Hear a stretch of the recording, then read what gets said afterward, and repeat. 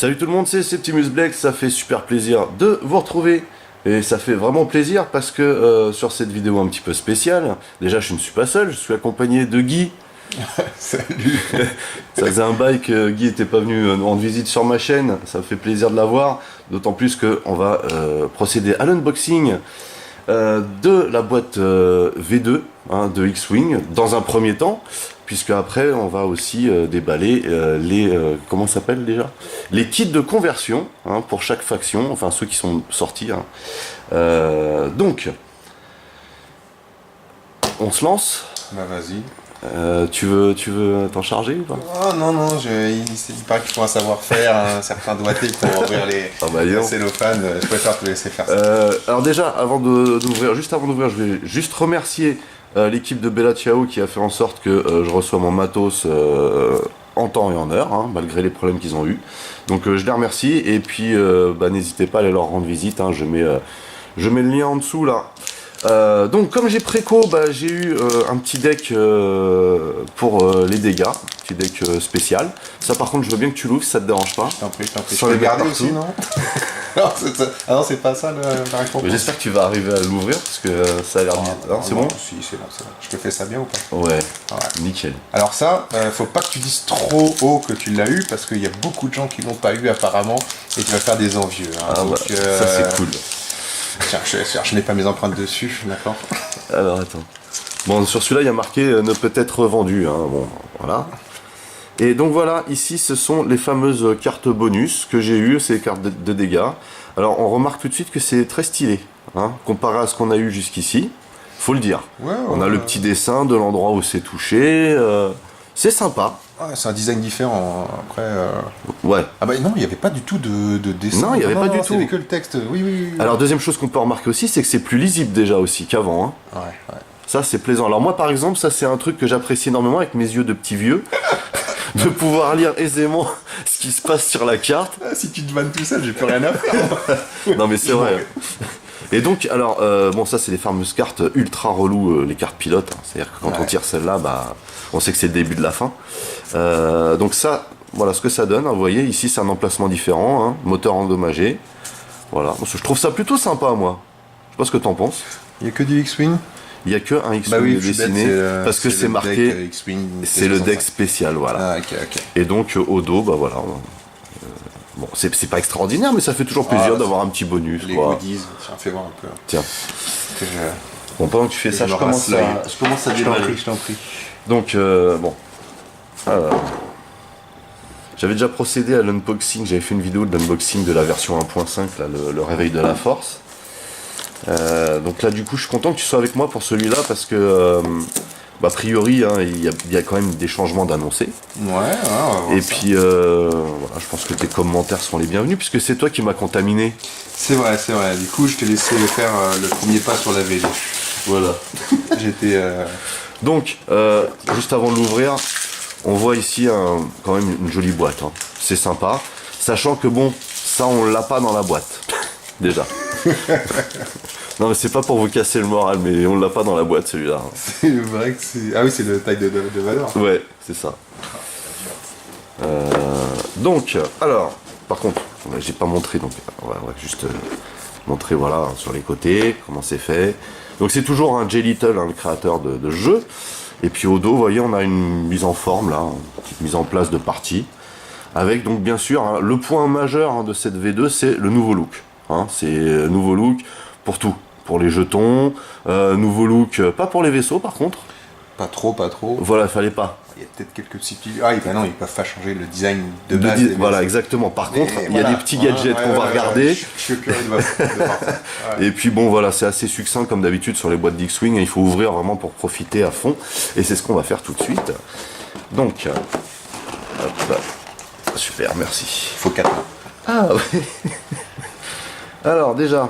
On va jeter un petit coup d'œil sur les figurines avant d'attaquer le reste. J'ai pas l'impression... Tiens, je te passe un taille. Bon, les tailles... Pas de changement. Tiens, vas-y, rapproche-le de la cam pour qu'on voit. Avec le bruit... Il n'y a pas de changement. Non, c'est... globalement... faudrait retrouver un taille de la première version. Là-dessus, il n'y a pas de changement, mais c'était annoncé aussi. On fera vite fait un petit comparatif juste avant de passer au kit de conversion. Ouais. Pas de souci. Alors ici, ça par contre, je suis curieux. Ouais. Alors, il faut admettre qu'il est assez joli au niveau de la peinture et tout. Et là, on remarque que les volets sont pas très droits. Mais a priori, on peut les ouvrir, les volets. Voilà, je vais vous montrer. Vas-y avec tes gros doigts. Ils expliquent qu'il faut pas se blesser. Il faut faire il faut faire très attention. Alors, par contre, leur système fait que, comme c'est un système croisé, quand on regarde vraiment bien derrière, là, comme ça fait pas super droit. Oh là là, mais t'es... Hein? Mais c'est joli. T'es pointilleux. Ouais, non, c'est mignon. Faut dire ce qu'il y a, c'est mignon. Tatillon. Mais, moi, perso, il l'aurait pas fait, ça m'aurait pas dérangé. Alors, voilà. Mais voilà, le système veut que quand on baisse une, c'est l'autre qui se lève. Donc du coup, de derrière, tu peux remarquer que derrière, ça fait pas très droit. Voilà. Bah moi, ça me va très bien. Donc après, c'est une question de goût, mais par contre, au niveau du design et de la peinture, je le trouve très très très joli. Ouais, elles ont toujours été très belles. Hein. Ouais, tiens, je te l'emprunte. Je vais voir ça de plus près. Tiens, je te passe ça pour que tu puisses le remettre dedans. Alors... Dedans du matos, en veux-tu, en voilà. Je l'ai cassé. Non, je déconne. Fais gaffe, j'ai un couteau à beurre. Hein. J'ai vu. Donc, ça, on va le faire après, les planchettes. Là. On a bien sûr de la pub pour les jeux Fantasy Flight, mais même un catalogue pour tous leurs jeux. Bah, à force. Car forcément, avec tout ce qui nous sort là, c'est de la folie. Cette boîte, c'est de la folie. Ici, Star Wars X-Wing, donc ça s'adresse aux nouveaux joueurs, hein, voilà. Donc ils veulent clairement attirer plus de monde, pourquoi pas. Ah mais oui, je sais. Parce que moi je galère pour le remettre dans la boîte. Il faut refermer les ailerons, peut-être. Non, il faut les entrouvrir justement, pour que ça prenne... Waouh. Chambé. Donc on a un guide de démarrage ici pour les noobs. Comme on dit, voilà, pour y aller direct, hein. Voilà, ça tient en 4 pages. À savoir quand même, la première chose, c'est que dans les règles de base, il n'y a absolument rien qui change, hein, à part la couleur de la manœuvre pour se débarrasser du stress. C'est-à-dire que c'est plus vert, c'est bleu. Voilà, ce qu'on va constater après. Mais sinon, hormis ça, les règles de base restent les mêmes. Donc, pour les anciens joueurs, aucune différence. C'est dans les règles experts qu'il y a voilà, exactement. Donc, le fameux livret de règles qui va vous être utile, parce qu'il y a quand même des choses qui ont changé, mine de rien. Bah, encore heureux. Voilà, et on va l'éplucher un petit peu, après on va en parler. Mais en tout cas, bon, moi j'ai déjà été le voir sur le site de FFG, il est bien foutu. Il est très clair. Ils ont bien tout regroupé. Et après, bon, bah, c'est du X-Wing, donc les règles futures viendront dans les boîtes de vaisseaux, bien entendu. Ici, on a quoi d'autre? Alors ici, on a toujours le matos, c'est-à-dire 3D verts, 3D rouges. À ce niveau-là, il n'y a rien qui change. Et puis, on a toujours les trucs d'assemblage pour les cadrans de manœuvre, super galère. On les a toujours, ceux-là. Ils n'ont pas changé. Bon, voilà. On va faire avec. Ici, on a les 3 socles. Alors, les socles, ici c'est des socles pour petits vaisseaux, parce qu'une des nouveautés, et des grosses nouveautés finalement de la V2, c'est l'apparition d'un nouveau format de vaisseau. Avant on avait les chasseurs, donc les petits, on avait les grands vaisseaux, type Faucon, type Ghost, et on avait les vaisseaux épiques dont on ne parlera absolument pas ici, puisqu'ils en parlent pas du tout pour l'instant. C'est bien dommage. Ouais, mais en même temps je sais pas si on aurait le temps. Ouais, c'est vrai. Donc du coup maintenant, les vaisseaux, il y a toujours les petits, les chasseurs, il y a les moyens maintenant, type Arc 170, les K-Wing, genre de vaisseaux là, le Kimolia par exemple, avec son fameux œil de bœuf. et vous avez les grands vaisseaux, donc du coup maintenant vous allez avoir 3 types de socles différents, voilà, qui vont se balader, et dans les kits de conversion a priori on doit en avoir pour les vaisseaux qui sont maintenant des vaisseaux moyens et qui étaient des petits vaisseaux à l'époque. Alors, vous voyez que, du coup, ici on a le deck dégâts standard, et vous voyez tout de suite que là, pour les yeux, finalement, je crois que je suis très content d'avoir eu celui-ci, vous voyez. Voilà. Alors, à savoir que par contre, voilà, celui-là, il n'y a pas de dessin dedans. Il n'y avait pas de dessin pour le deck de base. Non. Le deck de dégâts. C'est juste le texte. Ouais, juste le texte. Mais ça peut être quand même mieux. Voilà. Hein, différence. Ouais, voilà, non, là, franchement, il n'y a pas. Voilà, il n'y a pas photo. Voilà. J'avoue que le petit dessin du X-Wing en dessous, ça. Alors, là, on a le sachet de cartes. C'est ce qu'on va bien sûr regarder en dernier parce qu'on va parler de plein de choses concernant ces cartes. Hein. On va essayer de vous faire voir ça le mieux possible. Et puis, bien sûr, on a toujours la règle de portée hein, qui est tout au fond. Pour l'instant, ce qu'on va faire, c'est qu'on va ouvrir le sachet de planches de dépunchage. Tu me feras penser qu'il faut que je t'offre pour ton anniversaire un couteau. Une lame descente. C'est juste que, en fait, j'ai pas eu le temps d'aller gober le coup de papier dans ma chambre parce que ma femme est déjà couchée en fait. Donc, pour pas réveiller le dragon, je me suis rabattu dans la cuisine, si tu veux. T'aurais pu faire ça avec une cuillère à soupe. Bah, si tu veux, le premier truc qui m'est passé sous la main, c'est les pluches légumes. Mais je me suis dit, quand même, je vais me blesser. On va pas finir aux urgences, quoi. Je comprends. Bon, trêve de plaisanterie.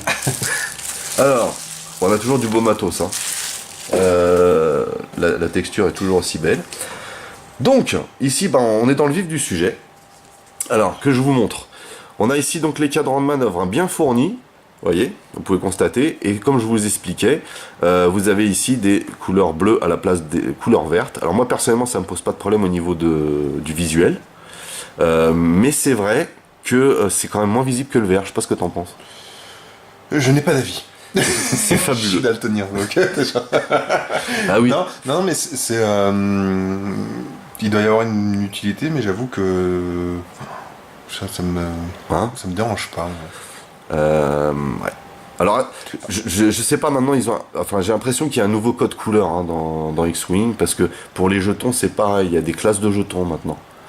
Et, donc bon, je sais pas, mais a priori, voilà, ça a changé. Hein. Vends-moi la V2. Non, mais c'est un délire. C'est un délire. On va voir. Ici, on a donc les caches qui ne sont plus des caches finalement, puisque maintenant on vous dit de les monter dans l'autre sens, c'est-à-dire que vous mettez votre cache comme ça, et puis vous allez apposer au dos, hein, comme ceci, votre roue de manœuvre. Voilà. Ceci dit, moi je trouve assez Par contre, joli. ils sont stylés. Hein, voilà. À noter quand même. Hein. C'est un bon délire. Et puis donc là, on a les marqueurs de vaisseau. Et on remarque immédiatement qu'il manque des trucs. Où sont les petites... Ouais, alors en fait, on n'a plus du tout déjà les actions. On remarque aussi, parce que là, je sais pas, mais il y a quand même... Là, voilà. On a quand même du lourd, là. Luke Skywalker, 5 seulement. Donc là, effectivement, donc on a toujours hein, la valeur d'initiative ici, hein, parce que maintenant ça s'appelle valeur d'initiative, hein, c'est plus valeur de pilotage. Mais on remarque immédiatement que ça a baissé. Hein. Voilà. Skywalker, il me semble, dans la boîte de base, il était à 9. Hein. 8 ou 9. Ouais, 8 ou 9. Hein. Donc voilà, on a ça. Par contre, on remarque aussi que sur les marqueurs de vaisseau, là, on a beaucoup plus de traits. Alors perso, je trouve ça assez bien parce que quand on a des problèmes pour les placements, pour les tonneaux par exemple, quand on bump, ou ce genre de choses, c'est plutôt pas mal pour avoir des repères ici. Voilà. Et les arcs, je les trouve mieux définis, on les voit mieux qu'avant. Voilà. Par contre, effectivement, par rapport à la V1. Voilà. Par contre, ici, on voit bien le blast des pilotes maintenant. Ça, c'est cool, puisque on n'a plus du tout ni la coque, ni le bouclier, ni la valeur d'attaque, ni la valeur de l'esquive. Donc voilà. Et ici, on a des marqueurs d'identification de vaisseau. Bon.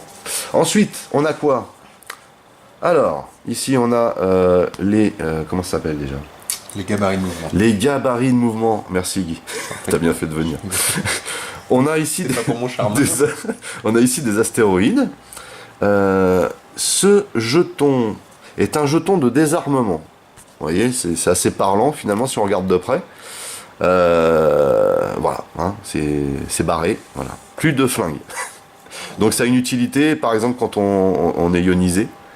Hein, et par contre, alors lui il est double face comme les autres, mais lui il indique la même chose des deux faces. Hein, c'est-à-dire que quand on est réarmé, on l'enlève, celui-ci.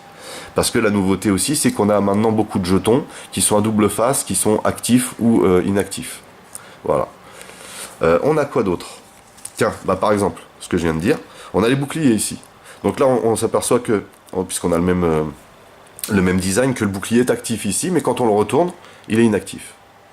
Parce que parce que tu auras des capacités qui te permettront en fait de regagner du bouclier. D'accord. Voilà, ça c'est cool. On a toujours les marqueurs de concentration un peu plus stylés quand même qu'avant. J'avoue que sur fond noir là, ça envoie. C'était sur fond noir aussi, mais je sais pas, il y a... Non, c'était gris, c'est une espèce de gris anthracite. On va comparer. Faut vraiment on fera ça à la fin. À la fin, on fait ça. Il y a pas de souci. C'est promis. Non mais j'espère. Ah, alors là, on a toujours des gabarits de mouvement. On a toujours la preuve d'achat, c'est super important. Ici, il me semble que c'est un critique. Ici, on a un esquive. Hein, là, l'esquive, tu vois, ça n'a pas changé. Non. C'est juste le fond, effectivement, qui joue pas mal. Par contre, ici, on a du target. D'accord, c'est plus les... Alors, le target, maintenant, il est rouge. Hein, c'est le fond à l'intérieur qui change. D'accord. Voilà. Mais du coup, il va falloir voir comment on cible. Et donc ici, on a du stress. À noter que maintenant que la forme des jetons, hein, pour la plupart, est uniformisée. Hein, on n'a que du carré ici et du rond. Il me semble que c'est... Ça s'appelle l'ionisation ? Il me semble. On pourra regarder dans le détail après. Hein. Là, j'aime bien me prendre la tête. Alors vous avez un récap des marqueurs à la fin, de toute façon. Voilà. Marqueur ionique. Hey. Bien joué. Ici, on a des jetons qu'on connaît. Hein. On est toujours sur des marqueurs d'identification ici. Ici, on a un astéroïde. Ici, ce que j'ai pas dit aussi sur la précédente, c'est qu'on a des déchets. On appelle ça des déchets. Enfin, moi, j'appelle ça des déchets, des débris. Alors que dans la boîte de base précédente et celle encore d'avant, il me semble que c'était que des astéroïdes. Tout à fait. Voilà. Alors en ce qui concerne les débris et astéroïdes, donc là, dans cette boîte, on a 3 astéroïdes et 3 débris. Voilà, ça c'est plutôt cool. Par contre, il y a des règles différentes pour chacun qu'on va rappeler.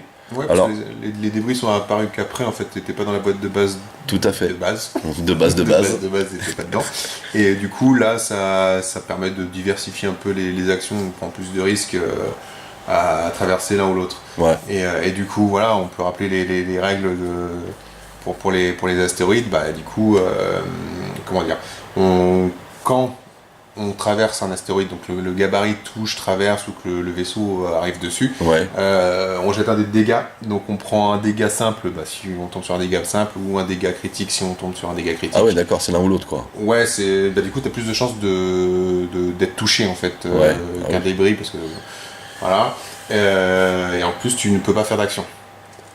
Donc mais est-ce que ça signifie que tu es stressé ? Non, c'est vraiment tu zappes la phase, tu peux pas faire d'action. Et si tu as le malheur de vraiment t'arrêter dessus, c'est-à-dire que le socle de ton vaisseau est dessus, tu ne peux même pas attaquer. Donc bon voilà, non mais c'est rigolo voilà. Donc ça c'est pour l'astéroïde. Beaucoup n'aiment pas jouer avec ce genre de choses. Moi j'adore en fait. Alors tu sais comment on les dispose sur le champ de bataille. Chacun son tour. Alors voilà, c'est ça en fait, on définit d'abord l'ordre des joueurs, d'accord ? Ouais. Celui qui a l'initiative commence à poser le premier. Il faut savoir que, pour ceux qui ne le savent pas, il ne faut pas que ce soit à moins de 2 de portée des bords, et que les astéroïdes et les débris entre eux soient à moins de 1 de portée. Ah ouais ? Voilà, ouais. Moi, comme j'avais plusieurs boîtes de base... toi tu mettais un champ d'astéroïdes en mode l'Empire contre-attaque, quoi. Ouais, non, mais carrément, mais du coup, ça rajoute du alors ça, moi je l'ai vu apparaître à partir du réveil de la force, ça. Ouais. Bon, mais voilà, ça se trouve, ça existait avant. Je sais pas, moi, funky. Voilà, et donc, ici, on a les débris, il y a quand même une différence au niveau du design. Et les débris, ça donne quoi ? Bah, les débris, c'est un peu différent, mais pareil, si tu traverses un nuage de débris, bah, tu gagnes un marqueur de stress. Ah, là, par contre, t'es stressé. Là, t'es stressé. Donc, techniquement, tu dois pas pouvoir faire d'action. Voilà. Et tu jettes un dé, mais tu prends un dégât que sur un critique. Donc, moins de chances d'être... d'être touché quand même. Ouais. Donc, du coup, après, c'est une question de chance, effectivement. Ouais, mais des fois, ça peut valoir le coup de faire une manœuvre à travers un astéroïde ou un débris pour prendre l'ascendant, quoi. Ok. Voilà.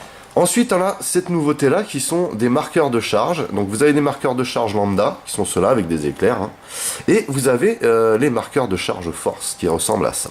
Et ces marqueurs-là, vous voyez, ils ont une double face. hein, derrière, on les a en rouge, ce qui signifie qu'en fait ils sont inactifs.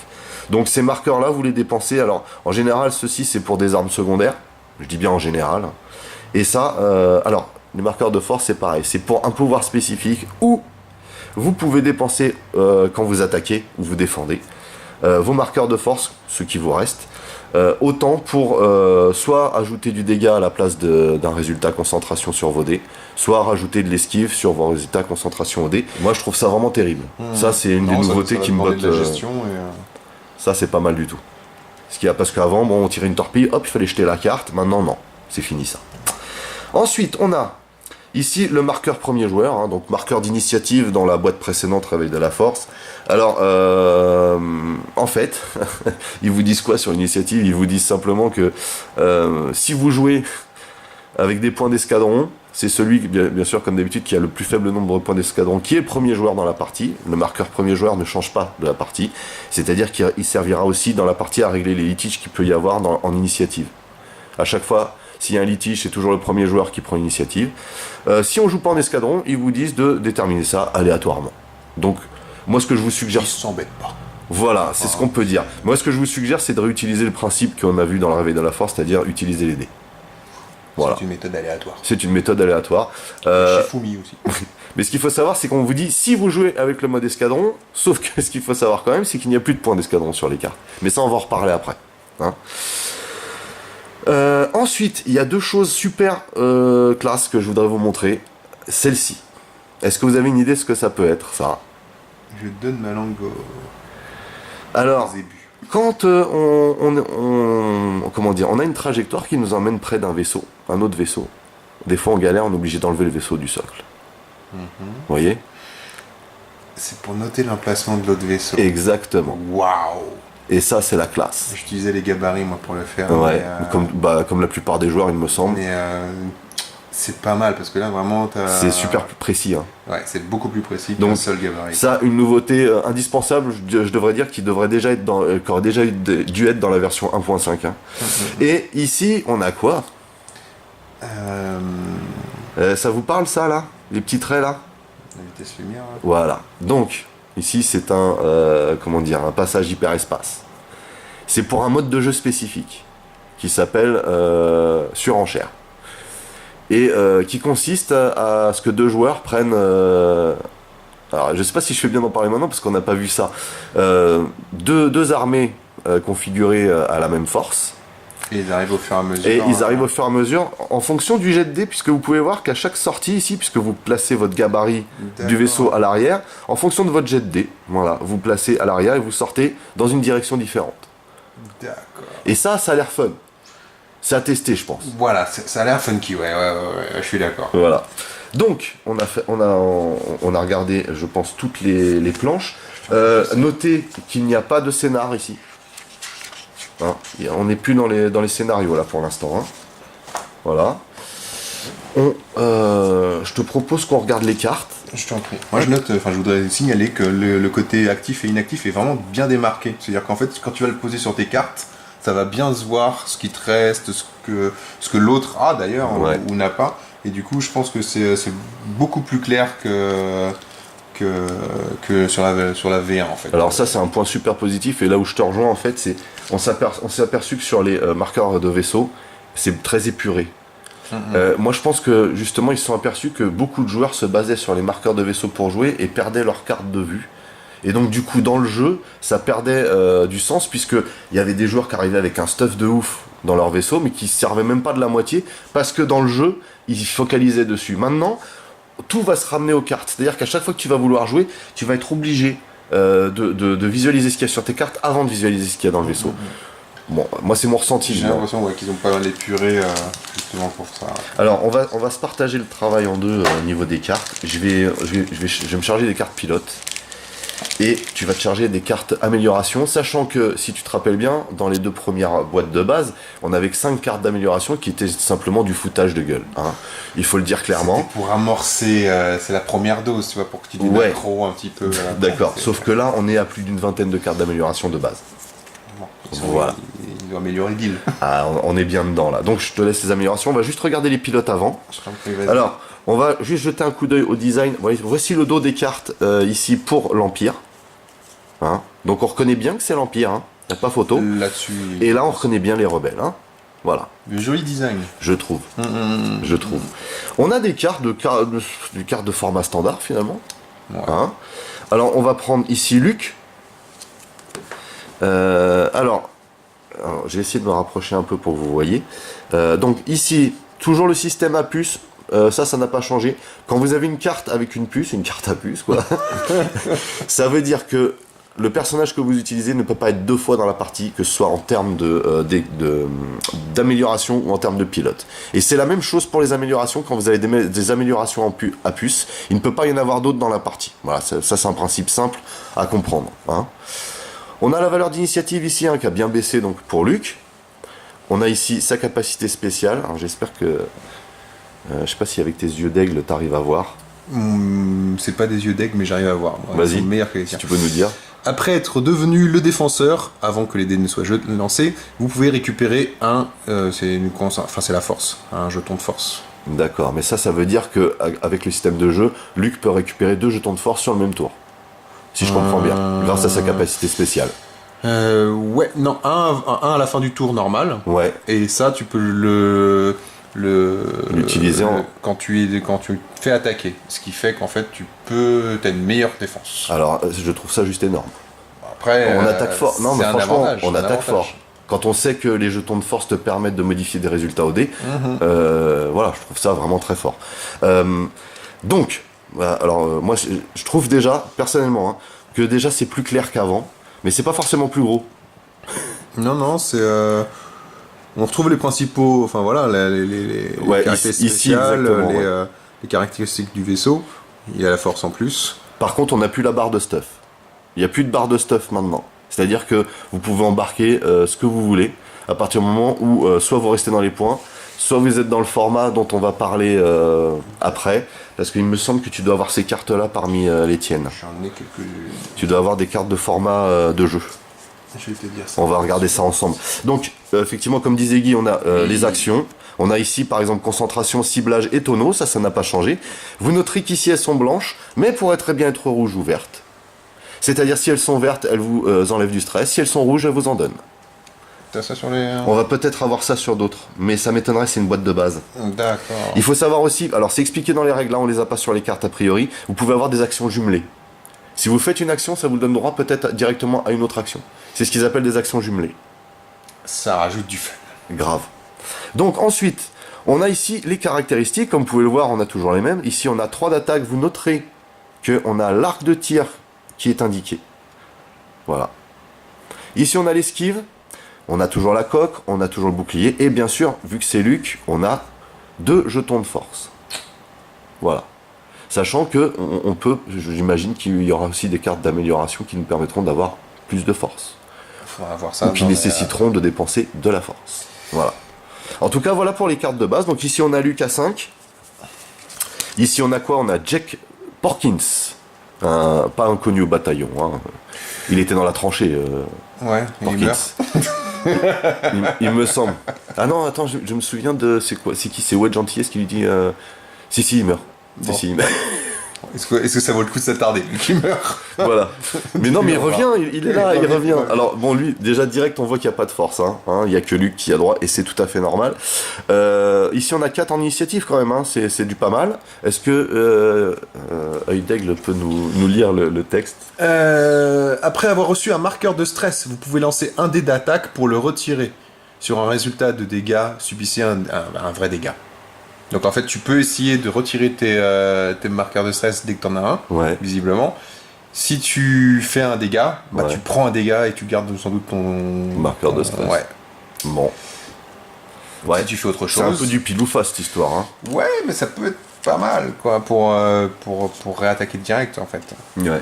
Alors, ici on arrive déjà dans du lambda. Hein, c'est-à-dire, c'est plus des pilotes uniques. Hein. Là, on vient de les faire, les pilotes uniques. Vétéran. Voilà, on est vétéran de l'escadron rouge, donc ce qu'on a déjà retrouvé dans les boîtes de base précédentes. Bon, moi, je note quand même que on a toujours des aussi beaux dessins, mais les illustrations, ouais, ça change pas. C'est le design qui est global, le plus harmonieux. Ouais, c'est clair. On sent qu'il y a eu de la recherche quand même. Hein. Il y a du travail dessus. Donc on est toujours sur des mêmes actions, on est toujours sur des mêmes stats ici. Par contre, on n'a pas de pouvoir spécial. Hein. On n'a pas d'action spéciale, pardon. Ici, on arrive sur l'escorte de l'escadron bleu. Alors ça, il me semble que c'était dans le réveil de la force. Ça. Je suis pas sûr, mais c'est possible. Il meurt. Ouais. Deux d'initiative, hein, deux de valeur d'initiative. Et ensuite, eh ben, on arrive dans les pilotes de l'Empire. Alors donc, ici, on a Iden Versio, s'il te plaît. Ouais, petit clin d'œil. Ouais, bah même gros clin d'œil. Hein, l'héroïne de Battlefront 2, s'il vous plaît. C'est assez énorme. Ouais, par contre, rigolo. Dans son rôle de méchante, là.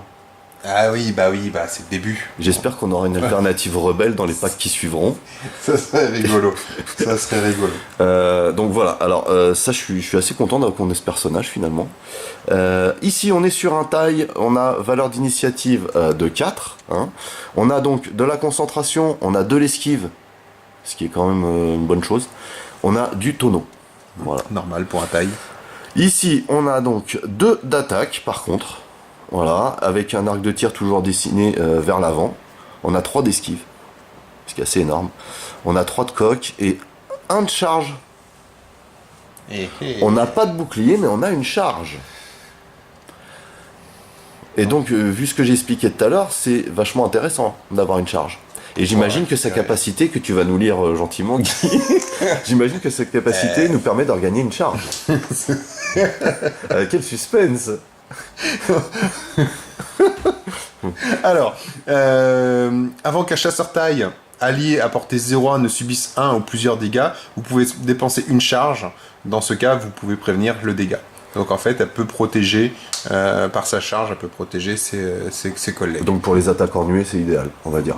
On va dire que ça marche que pour les nuées, parce que c'est portée 0-1. Donc oui, il faut vraiment qu'il soit collé, quoi. Ouais. Hein, faut que ça vole en formation serrée.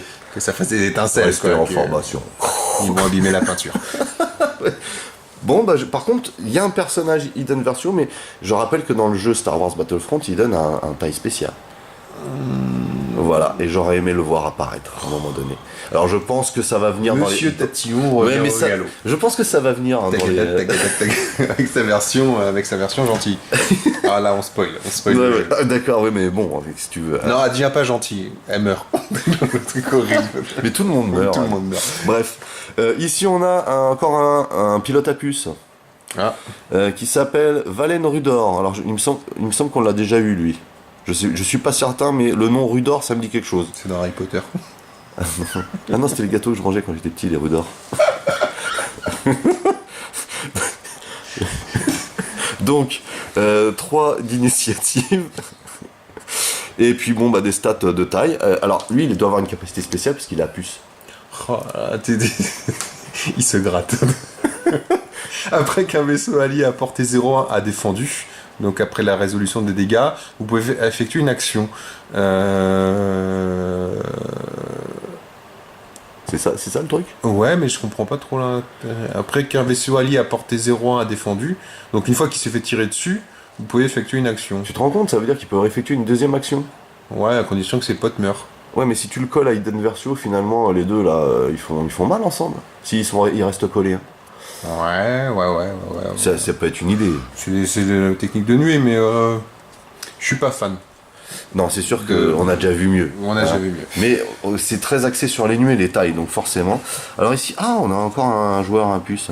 On a Night Beast qui lui a 2 d'initiative, mais lui il était déjà balèze à l'époque, si je me rappelle bien. On va relire sa capacité parce que ça se trouve elle a changé. Après avoir entièrement exécuté une manœuvre bleue, vous pouvez effectuer une action Oui, c'est concentration là. Ouais. Donc lui quand il y va cool, il a une action gratuite de concentration. Ouais, c'est le pilote pépère quoi. Ouais, mais on sait tous. C'est Night Beast mais vieux comme nous. Ouais, mais il voit plus très clair. On sait tous que la concentration c'est le nerf de la guerre. Non, ouais, c'est sympa. Mais c'est cool. Je trouve. Ouais. Alors après, on se retrouve avec les génériques. Hein. Alors on a 2 as de l'escadron noir qui sont quand même notés à 3. Hein. Ouais. Voilà, oui, quand même. Ici, 2 pilotes de l'escadron Obsidian. Vous voyez, valeur 2. Et ici, on a les pilotes de l'académie, les fameux pilotes de l'académie, s'il vous plaît. La chair à canon. Voilà. Allez-y, on vous suit. On vous suit. Bien. Donc, on a fait le tour des pilotes. Je les mets juste sur le côté pour l'instant. On va zioter un petit peu ce qui se passe au niveau des améliorations. Et on va parler. Je voudrais pas commencer par ça. Je veux bien. On va expliquer. Je pense que ça va expliquer pourquoi. Alors, la grosse nouveauté dans X-Wing V2, c'est qu'on n'a plus de points d'escadron sur les cartes, comme vous avez pu le constater. On n'a plus non plus de barre de stuff. Maintenant, ce qu'il y a de bien, par exemple pour les papas très occupés comme Guy et moi, qui n'avons pas le temps de bidouiller, de préparer, d'installer, de passer des heures à se faire des escadrons. Maintenant, il y a la formule rapide. Voilà. C'est-à-dire, vous avez ici des propositions de configuration. Au maximum, vous pouvez avoir. Alors, ça s'appelle ici. Ça s'appelle le degré de menace. Et le degré de menace, il peut aller jusqu'à 5, comme vous le voyez. Et ici, on a un Luke Skywalker, par exemple, à 3, et on vous donne directement derrière le stuff à mettre dessus pour qu'il soit justement à degré de menace 3. Ça remplace un peu les points d'escadron finalement. Ouais, mais en version rapide en fait. Ouais, c'est-à-dire voilà. que comme ils ont épuré sur les cartes de mode au final, tu sais exactement comment tu vas mettre ton vaisseau pour qu'il soit au même degré de menace que l'adversaire. Ouais. Ça, c'est assez excellent. Ça fait gagner énormément de temps sur la préparation du jeu si vous voulez que du fun et du jeu rapide entre potes. Et en fait, je pense aussi que le souhait justement de FFG avec cette nouvelle édition, c'était que le jeu soit plus accessible. Je pense aussi. Et je pense que c'est réussi parce que moi, personnellement, j'espère qu'on aura le temps de se voir d'ici là, mais je voudrais essayer une V2 avec justement en utilisant ça pour voir ce que ça vaut. Parce que franchement, se dire, bon bah alors moi je prends un tel avec degré de menace tant, je l'additionne à machin, ça me fait 5, toi aussi tu prends 5 de ton côté. Et c'est réglé. Et c'est fait. C'est-à-dire, on se prend pas la tête. On n'a pas des classeurs de ouf, voilà. Choisir quelle carte on va prendre. Alors les classeurs de ouf, on les aura forcément parce qu'il y a moult cartes, mais là, voilà. On ne va pas chercher. C'est ça. Tiens, ça c'est mieux, ça c'est mieux. Exactement. Donc là on a ici des degrés de menace pour les X-Wing et des degrés de menace pour les chasseurs taille. Vous noterez ici que dans ces configs, les chasseurs taille ne montent qu'à 2. Mais selon le personnage... Ah si, vous en avez un ici. Ouais. Mais c'est selon le personnage, on vous met la config pour qu'il ait... Alors là par exemple, si on prend plus fort pour avoir un degré de menace 2, on met moins de stuff. Et inversement pour l'as. Voilà. Pilote de l'académie, degré de menace 1, sans rien. Chez Ramanta, ouais. Allez, et on a Hidden Versio à 2 aussi et Night Beast. Voilà. Et ici, par contre, on a Luke à 3. Alors, j'imagine même pas ceux qui montent à 5. Alors, j'espère que dans les kits de conversion, on aura plus de configurations. Alors, faut pas qu'il y en ait trop non plus. Ouais, c'est mais clair. Du coup, ça peut être très intéressant avec les nouvelles cartes et tout ça, d'avoir des configurations différentes pour jouer différemment. Mais je suis curieux. Je suis vraiment curieux. Restez connectés, on se fait ça juste après. C'est ça. Donc ça, super. Moi, je trouve que c'est super. Et alors, deuxième chose, avant qu'on attaque le reste, parce qu'il faut quand même en parler, c'est que les points d'escadron, comme ils n'apparaissent plus sur les cartes, il faut bien aller les chercher quelque part. Donc maintenant, FFG a mis une application pour former ses bataillons. Ou alors vous faites comme moi, parce que ça vous manque de bidouiller, d'avoir les trucs sous les yeux, les cartes, machin. Et vous allez, toujours sur le site de FFG, vous imprimez les listes avec, vous voyez ici, les améliorations génériques et le nombre de points que ça coûte. Et derrière, par faction, les pilotes. Empire Galactique, et on a bien sûr les Scum et les Rebelles. Bon, normalement, moi je suis pour le développement durable, mais là c'était juste pas possible, il me le fallait.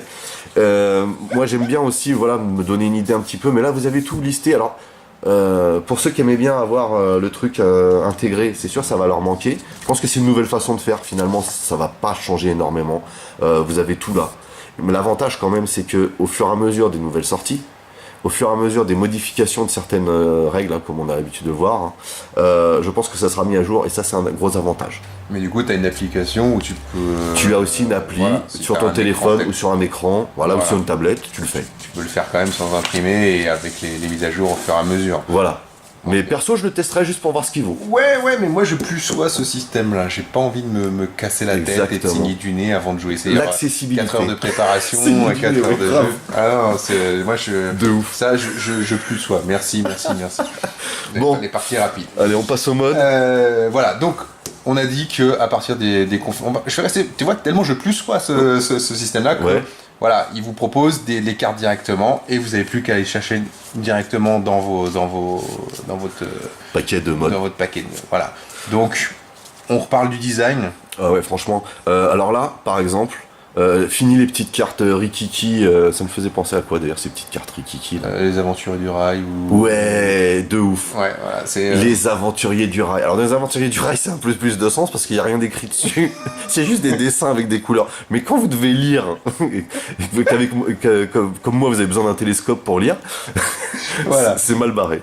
Là, on est sur du format plus grand et du coup, en fait, tout est harmonisé à part les dégâts qui sont restés sur les petites cartes. Mais si tu utilises le deck deck de goodies, tu restes sur de la grande carte. Désolé pour ceux qui l'ont pas. Donc voilà, on reste sur les symboles toujours. Alors du coup, est-ce que ça... Oui, ça a une utilité quand même. Pour ceux qui veulent rester sur le système de... c'est pour les classes quand même d'amélioration. Ouais, et puis pour ceux qui veulent rester sur leur alors vas-y, par curiosité, on a quoi là? Alors... Attends, on n'a pas regardé bien. Ouais, derrière, c'est affiché, hein, c'est clair et net. Là, pour le coup, même toi, t'arrives à voir ce que c'est. Alors, par contre, ici, il y a marqué quoi, là? Vaisseau petit ou moyen? Ah, il y a quand même des... Il reste quand même des spécifications, des spécificités. Mais au moins, elles sont indiquées. Vaisseau petit... Après, tout le reste, ça doit être... Voilà, ça doit être X-Wing uniquement ou... Alors, c'est marrant parce qu'il y avait... Alors, c'est des R2, donc... mais apparemment, ils sont plus... Ah, peut-être que sur l'Empire, ils n'ont pas de droïdes. C'était ça aussi, oui. Les symboles différaient sur les... Ça reste à voir, je ne sais pas encore comment on peut configurer, mais effectivement, il y a quand même des restrictions. A priori, ça dépendrait peut-être aussi des droïdes. Hein. Bon. Non, mais je sais, ils avaient l'Empire avait des droïdes différents. Eden Versio, elle avait une espèce de droïde différent pendant son aventure sur Battlefront, par exemple. Tu chipotes encore là. Non, mais c'est pour te dire. C'est pour te dire. Voilà. Ok, on verra sur le bon, vas-y. Sur le reste des cartes. Donc là on reste sur des cartes d'amélioration classique, hein, ça change pas vraiment de la V1 à part le format et le contenu. Voilà, par exemple là c'est insaisissable, tant que vous défendez vous pouvez dépenser un jeton de recharge pour lancer un dé de défense. Donc après avoir entièrement exécuté une manœuvre rouge, récupérez une recharge. Ah, c'est double. Il faut quand même préciser qu'Insaisissable a fait son apparition dans l'extension Faucon Millennium avec Yann Solo, c'était une carte d'amélioration très compliquée à jouer, et que là ça n'a rien à voir, il y a juste le titre qui est la même chose. On pourra comparer, on essaiera de la retrouver sur la V1. Alors moi j'aime beaucoup le design, attends je voudrais montrer juste le dessin, la façon dont ça ressort ici, vous voyez, moi je trouve ça trop stylé, voilà. Et on a donc ici le fameux design du jeton de charge qui est présent sur le côté. En gros, on a toutes les informations dont on a besoin, très clair et bien écrit, hein, parce que même moi, j'arrive à discerner d'ici ce qu'il y a décrit. Voilà, manœuvre improbable, tant que vous effectuez. Alors, ils ont remplacé... non, mais ça ça fait un peu feignant, mais plutôt que de dire dans l'arc principal, ils ont mis le dessin, ils ont mis le dessin comme ça. L'important c'est qu'on comprenne. C'est un peu SMS comme du moment que ça finit pas par lol. Voilà, on est d'accord. Tant que vous effectuez une attaque, donc je suppose dans votre arc principal, l'arc de tir principal, si vous n'êtes pas dans l'arc de tir du défenseur, donc s'il ne vous voit pas, il lance un dé de défense en moins. Ouais, non, ça reste des améliorations de toute façon. Alors là, voilà. On a de la force, on a de la force. Oh. Oui, quand on parle de force. Et c'est quoi le titre de la carte? Perception renforcée. Voilà. Au début de la phase d'engagement, vous pouvez dépenser un jeton de force. Dans ce cas, pendant cette phase, engagez-vous à l'initiative 7 au lieu de faire à votre valeur d'initiative standard. Donc, vous tirez en premier, si je ne m'abuse, bien au-dessus des autres, parce je crois que ça dépasse pas 5 maintenant. Ouais, maintenant ça dépasse pas 5. Ouais. La valeur d'initiative. Enfin, de ce qu'on a vu. Hein. Ah oui, on va peut-être avoir des surprises. On a un Luc ici, c'est ça? Oui, c'est de la force. Ouais. Tant que vous effectuez une attaque spéciale, vous pouvez dépenser un point de force pour ignorer le prérequis concentration ou ciblage. Pas mal. Ça me fait penser à un truc que j'ai oublié de vous dire, c'est que maintenant on peut compliquer ou simplifier des manœuvres. Il y a des capacités qui permettront soit d'augmenter le blanc au bleu et le rouge au blanc, soit inversement. Donc pour l'instant on les a pas vus, mais ça fait partie du nouveau système. Voilà, il y aurait des capacités comme ça. Ce qui peut être un petit peu casse-pied. Non, ça peut aussi permettre de prendre ça dépend de quel côté et de jouer les manœuvres vraiment optimum, quoi. Après, je pense qu'il y aura un coup. Faudra pas les rater, quoi. Non, ça c'est sûr. Faudra pas se rater. C'est clair. Torpille à proton. Ah, alors on va peut-être l'expliquer la carte là du coup. Tout ce qu'il y a d'indiqué. Tiens, je te laisse faire. Ok. Alors on est toujours sur un système de charge, ce que je vous expliquais. Ici, on peut avoir 2 charges. C'est-à-dire que sur cette carte-là, vous ne pouvez pas regagner de charge. Vous ne pouvez regagner de charge standard ou des charges de force uniquement si vous avez une petite flèche à côté dorée ou de la couleur de la force qui vous permet, c'est-à-dire à chaque phase de dénouement, de regagner une charge. Voilà. D'autre part, cette fameuse carte de torpille à proton, on a tous les indicatifs ici. Alors ici, il faut savoir que c'est en guise d'attaque, qu'il faut avoir targeté un vaisseau au préalable, d'accord. Le système de target. Donc le jeton target qui ressemble à ça, en fait, donc quand vous décidez de cibler un vaisseau, maintenant c'est plus comme avant. Avant c'était la couleur bleue permettait de définir le ciblage au départ et la couleur rouge à l'arrivée, et il fallait que ce soit la même lettre pour qu'on repère la ligne de visée. Voilà, on va dire ça comme ça. Maintenant, vous avez uniquement ça, et c'est en rapport avec le marqueur d'identification de vaisseau, donc qui a priori maintenant a une utilité. C'est la bonne nouvelle. Avant, il avait une utilité aussi quand tu avais plusieurs vaisseaux similaires. Mais voilà. Là, pour le coup, c'est le vaisseau 1 qui cible. Voilà. Donc, ça paraît peut-être plus clair dans le jeu. Je suis pas persuadé, mais pourquoi pas. Ça enlève un jeton du plateau de jeu. Du plateau de jeu, tout à fait. Par contre, alors il y a une chose, c'est un mystère. C'est que le dos du ciblage, vous voyez, celui-ci n'est pas blanc. Donc, alors là, mystère et boule de gomme. Alors, peut-être pour faire 2 ciblages.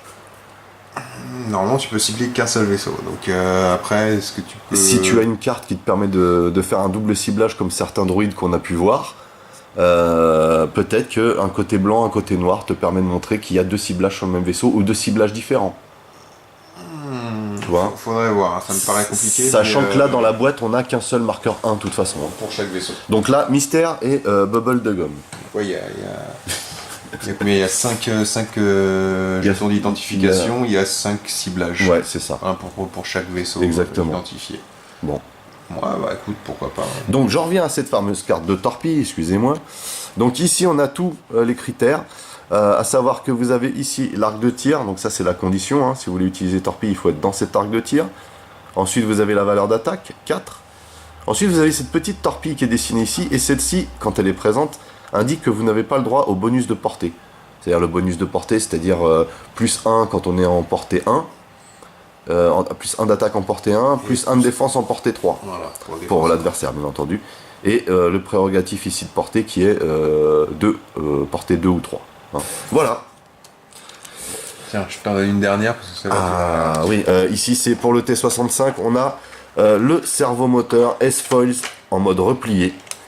Alors, tant que vous effectuez une attaque principale, lancez un dé d'attaque de moins. Donc là, on a les volets repliés, c'est ce que tu me disais tout à l'heure, Guy. Et avant votre activation, vous pouvez retourner cette carte, parce que cette carte est à double sens. Et bien sûr, si vous la retournez, ça veut dire que vous déployez vos ailerons, techniquement, et vous pouvez même le faire sur le terrain, puisqu'on a vu tout à l'heure que sur le modèle, super, les ailerons peuvent se déployer, c'est ultra fun. C'est très rigolo. C'est ultra fun, en espérant que pour le B-Wing on ait la même chose. J'étais en train d'y penser. Parce que moi le B-Wing ça m'a manqué, sérieux. Bref. Donc du coup, on est là. Quand vous avez les volets fermés, par contre vous avez un dé d'attaque de moins, mais vous avez la possibilité d'effectuer une accélération, et vous avez ceci. Mais qu'est-ce que c'est que ceci ? Je vous le donne en 10 000. En 10 000 et 1000. Et donc ça s'appelle une action jumelée. C'est-à-dire qu'en faisant cette première action, ça vous donne droit à une deuxième action. Et pourquoi la deuxième action est rouge ? C'est-à-dire que vous pouvez la faire, vous n'êtes pas dans l'obligation de la faire. Mais en la faisant, en fait, ça vous stresse. Donc vous avez la possibilité de faire 2 actions d'affilée, mais la deuxième ici vous stresse. Mais elle aurait très bien pu être verte. D'accord. On le retourne parce qu'on passe en mode attaque. Et là, tout simplement, vous gagnez un dé d'attaque supplémentaire avec les ailerons. Puisque ici, vous en aviez un en moins. Hein. Je précise. Pas oublier, parce que là, du coup, ici, on n'a que ça de marqué. Hein. Avant votre activation, vous pouvez retourner. Donc là, du coup, double possibilité, ça le rend, je trouve, pas plus agressif, mais beaucoup plus intéressant. Vous voyez rien, du coup. Moi, je suis en train de faire ma sauce et vous voyez rien. C'est magnifique. Donc voilà comment ça se positionne. Comme ceci. Voilà. Est-ce qu'on a fait le tour ? On va faire les petits comparatifs qu'on a dit avant de passer à l'ouverture des packs d'expansion, de conversion, pardon. Faisons ça. Ok, alors c'est parti. Alors, moi j'aime bien vraiment qu'ils se... Voilà, je trouve ça... Oui, c'est fun, mais quand tu regardes de dos, c'est... Tu vois, c'est pas joli de dos. Mais c'est fun, c'est super fun, je kiffe aussi, mais voilà. Alors, pour terminer cette petite session, on va faire quelques petits comparatifs, hein, pas des trucs de ouf. Guy, tu veux commencer sur quoi? Écoute, sur les jetons. Les jetons? Ouais. Ok, bah, je dois voir ça en magasin. Moi j'en ai quelques-uns, vas-y fais voir. Là, tu vois. Alors ici on a, ça c'est l'ancien bouclier, le nouveau bouclier. Et si on les retourne, vous voyez, un bouclier inactif en rouge, mais de l'autre côté ça restait un bouclier puisqu'on s'en débarrassait de celui-là. Celui-là maintenant reste en partie. C'est cool, ouais. Ça signifie qu'on peut occasionnellement regagner des boucliers avec certaines compétences. Ici on a quoi? Ici on a un jeton d'esquive, alors là c'est le même principe, hein. Il n'y a pas de double face, mais on remarque que le design a été quelque peu modifié et beaucoup plus sympa je trouve le nouveau. Épuré. Ouais. Vraiment ça restera sur... Plus clair quoi, plus clair. Je pense que c'était ça aussi la volonté au niveau de cette réédition, c'est plus de clarté hein, dans la vision du jeu. Ici en parlant de vision justement on est sur un jeton concentration, hein. Donc là même délire que pour l'esquive, hein. On est dans le même trip mais plus de clarté. Ici c'est dégâts critiques, c'est ça? Le jeton dont je ne me sers jamais. Non. Non. Je sais pas. Non. Ça nécessitait de le souligner. Non. Peut-être avec beaucoup de vaisseaux, non? Non, c'était juste pour rappeler aux joueurs en fait qu'il avait. Il était en mode critique, quoi. Qu'il était toujours sur le coup d'un critique. Ouais. Quand tu laissais tes cartes. Voilà, face visible. Tant que tu les avais pas résolues. Ça n'a pas changé. Hein.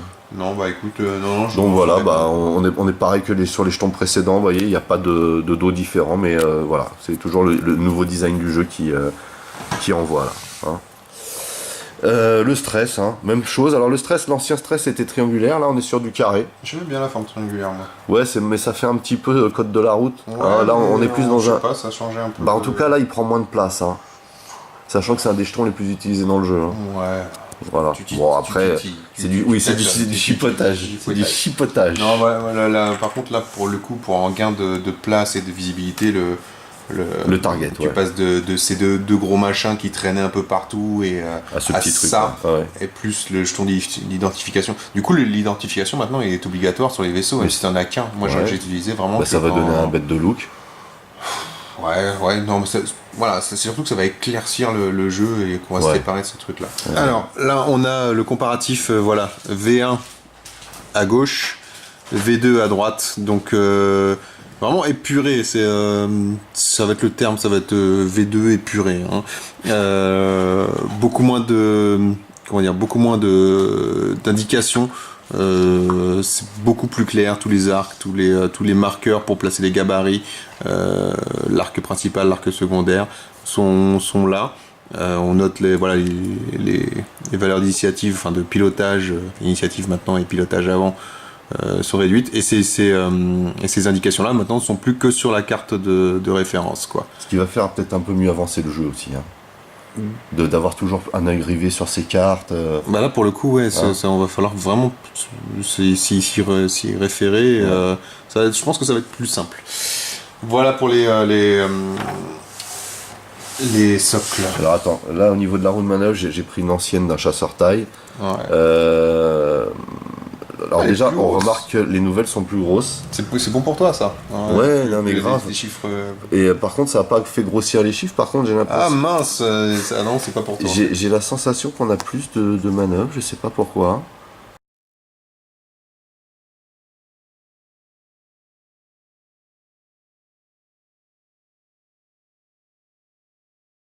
tout cas, c'est plus joli.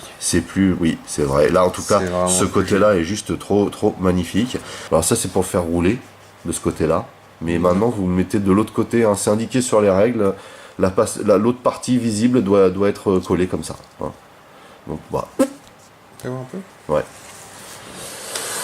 Je vais vous montrer par contre un petit comparatif de cartes avec un ancien Luke et un nouveau Luke, par exemple. Vous voyez ?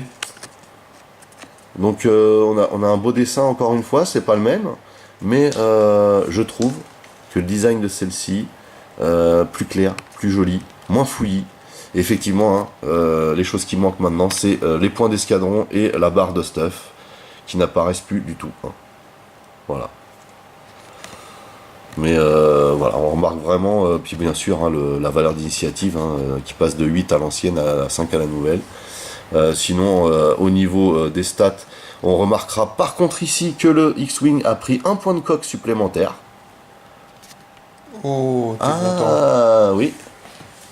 Un point de coque supplémentaire, s'il vous plaît. On ne parlera pas de la force, bien entendu. Et on a aussi gagné le tonneau, hein, qu'il n'y avait pas avant. C'est vrai. Eh oui. Plus funky, alors vraiment plus funky. Eh oui. Maintenant, c'est pas pour rien qu'on va dire que ce jeu s'appelle X-Wing. Hein. Et puis, bien entendu, voilà les torpilles. Alors, on a le même dessin en haut, mais on voit tout de suite la différence de carte, de taille, sachant que celle-ci, une fois après utilisation, est dégagée. Hein. On a toujours le même logo, gros logo derrière, vous voyez. Hein, ici, c'est beaucoup plus petit. Ici, c'est beaucoup plus clair, beaucoup plus lisible. Il suffit juste de bien connaître les significations, mais franchement c'est beaucoup plus visuel qu'avant. Hein. Disons que moi je trouve qu'ils ont réussi cette version simplifiée en fait. Clairement. Ici, pour se donner une petite idée, les gabarits, alors les gabarits de manœuvre, on a pris le 5. Hein. Voilà, on a une belle ligne droite ici, et vous voyez, on a ces fameuses lignes droites pour faire coïncider maintenant avec les petits bords de ligne qu'ils ont mis. Voilà, merci Guy. Quel assistant. Vous voyez, on a juste prix. On a vraiment ce qu'il faut faire pour faire coïncider maintenant les manœuvres.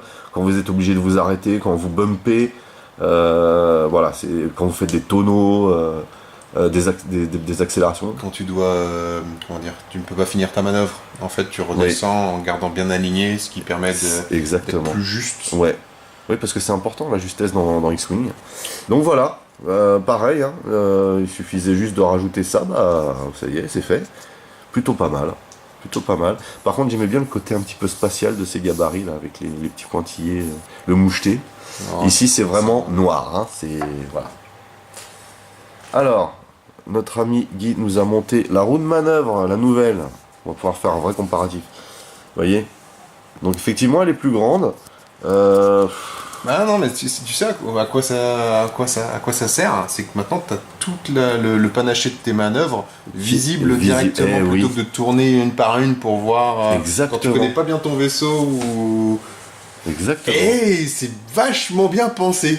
Ouais. Je tiens à le dire, c'est vachement bien pensé. Et oui, parce que avoir tout de manière visuelle permet... Complètement, plutôt que de les faire tourner. Donc clairement, dans la phase de manœuvre qui est super importante dans X-Wing, quelque chose de majeur. Hein. Ouais, non, mais complètement. Ça donne une autre profondeur à l'approche du jeu quand vous êtes dedans, là. Alors effectivement, vous avez cette petite partie-là qui vous indique ce que vous choisissez comme manœuvre, et puis après vous placez ça comme ça, puis ça a trop de la gueule en fait. Non, je suis d'accord. Ça a trop de la gueule, voilà. Un petit bémol, mais là, tu m'as passé la patate de Monsieur Tatillon. Okay. Juste pour le montage, voilà. La différence entre une roue de manœuvre de X-Wing et une roue de manœuvre de taille, c'est le petit logo là pourri qui est au milieu. Il n'y a rien derrière. Non mais pour toi c'est mort, tu vois rien. Moi c'est terminé. Il n'y a aucune... Alors si, la couleur, on est d'accord. Regarde, c'est pas marqué là derrière là. Si, TIE Fighter et T-65. Mais t'as vu Enfin je veux dire, c'est pas super évident, c'était mieux... Oui. Je sais plus comment c'était. Non, c'était tout petit aussi. C'était petit aussi. Mais moins petit. Pour le coup. Voilà, je trouve que peut-être la couleur à l'intérieur... Mais là, t'es pire que Monsieur Tatillon, là. C'est parce que ça m'est tombé dessus, là, comme ça. Je me suis dit, tiens, je vais chipoter aussi, moi. Et bien sûr, alors attends, parce qu'on va peut-être faire le dernier comparatif, celui qui compte le plus, la figurine. Je te laisse faire. Alors, je veux bien que tu me passes le nouveau. Ah, pardon, excuse-moi. Alors, ici, sous vos yeux... Sous vos yeux ébahis. Donc là, ici, on a l'ancien X-Wing, ici, le nouveau X-Wing. Perso, je tiens à dire que je suis vraiment fan de la nouvelle déco. Y a quand même, on a quand même une différence ici, on a quelque chose de plus appuyé au niveau des ombrages ici, de la peinture. On reconnaît bien hein, le X-Wing ici, il n'y a pas de souci. Mais là, on a quelque chose de plus net, de plus stylé, mais de moins ombragé en même temps. Hein. Moins sale, mais moins sale, l'aspect sale était... Bah, c'est des vaisseaux qui ont vécu, qui font la guerre, quoi, donc ils sortent pas de l'usine. Et puis bien entendu, hein, sur le nouveau X-Wing, on a ces fameux ailerons hein, qui se replient, à manier bien sûr avec précaution. Ouais, encore. Non mais ça c'est pour moi, je me le dis à moi-même. C'est un pensée, mais pour plus tard. Mais c'est toujours aussi joli, hein, voilà. Mais il y a quand même des petites différences, du coup on a des looks différents qui arrivent, c'est plutôt sympa je trouve. Hein. Alors après, bien entendu, vous allez me dire, mais si j'ai pas de X-Wing avec les ailes qui se replient, est-ce que je peux quand même utiliser la carte Bah non. Bah non, c'est interdit. Bah bien sûr que oui, c'est vraiment juste pour le fun. Mais c'est fun. Il me tarde de voir le B-Wing. J'aimerais bien voir un beau B-Wing de Star Wars Rebels arriver. Un beau bleu, tu sais, tu vois duquel je parle ou pas? Complètement. Bref, bon, bah, je pense qu'on a terminé pour la boîte de base et je trouve que c'est déjà pas mal. J'espère qu'on n'a pas dit trop de bêtises. Normalement, non. Si, forcément. Non, mais normalement, non, on a assuré comme des bêtes. Hein. Comme d'habitude, je dirais. Bien entendu, le plus gros, comme d'habitude dans X-Wing, arrive avec les boîtes supplémentaires. On va s'arrêter là pour cette session, mais restez connectés parce que dans très peu de temps, la deuxième vidéo sur les unboxings des kits de conversion va suivre. Donc voilà, d'ici 1 ou 2 jours, hein, voilà, ça va suivre quoi. Donc on va essayer de faire du bon boulot aussi, hein, ça serait pas mal. Ça va nous changer. Et puis moi personnellement, donc je le ferai sans Guy, je vous ferai aussi très bientôt la vidéo de revue pour le Faucon de Lando, il me tarde déjà de le déballer, ainsi que le TIE Reaper, voilà, qui lui fait V1 et V2 en même temps. Donc je demande pas difficile. C'est sûr. Mais je trouve que c'était une bonne idée, mine de rien. Donc, on verra ça ensemble. En attendant, avec Guy, on vous donne rendez-vous à très très vite pour justement l'unboxing des kits de conversion. Et on va se mettre au boulot du coup. Hein. En attendant, n'oubliez pas que vous pouvez lâcher des commentaires dans la section du dessous. N'oubliez pas de mettre des pouces en l'air hein, pour contrebalancer avec ceux qui mettent des pouces en bas. Et oui, il y en a. N'oubliez pas aussi de partager mes vidéos, hein, c'est cool, ça me fait de la pub. Vous pouvez aussi checker mes autres revues, Masque, Transformers, X-Wing, Micro Machines, etc., etc. Mais aussi mes playlists. Pour les nouveaux, n'oubliez pas de vous abonner à ma chaîne. En attendant, je vous donne rendez-vous à très vite. Portez-vous bien et à tout de suite. Allez, bye bye.